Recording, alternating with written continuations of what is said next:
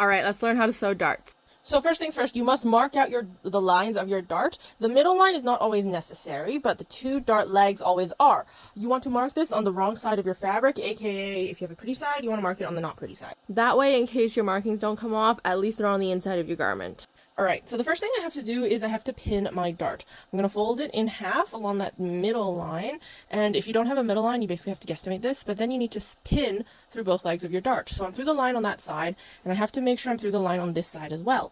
If I'm not through that line, then I have to lift one layer of fabric off the pin and readjust things so that it does go through the line. And then I have to go back through the other way, so stab it through the fabric. And on this side, if it's not quite on the line, I lift that one layer of fabric off and I put it back on the pin so that I am pinning exactly on my line. Depending on how long your pins are and how long your dart is, you might have different numbers of pins. Sometimes I also like to mark the tip of the dart as well, because it can be difficult to tell exactly where it is. Next up, we head over to the sewing machine. There are two ways to sew a dart. Either we start at the base of the dart and sew up towards the tip, or we start close to the tip and sew up towards the base. The one where we start at the base, where I'm going to start with putting my needle down exactly into the line of the dart before I put my presser foot down, and then I can turn on my machine and start sewing.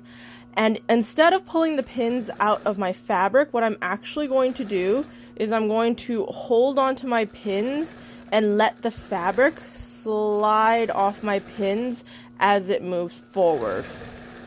Once I get to the tip of the dart, I'm going to sew 2 or 3 stitches off the dart itself, pull it out, and leave a nice long tail. And then what you do is you take that tail and you have to use it to tie a knot right at the tip of the dart. The second way you can sew a dart is if you put your needle down into the legs of your dart right before the tip, and then you put your presser foot down, and then you're going to sew straight to the tip of the dart, and you might need to use your hand wheel to go that last little bit so you don't accidentally overshoot it. Raise your presser foot, pivot all the way to the front, and then sew down the rest of the length of your dart without needing to do anything else at the end, and backstitch at the very base of the dart.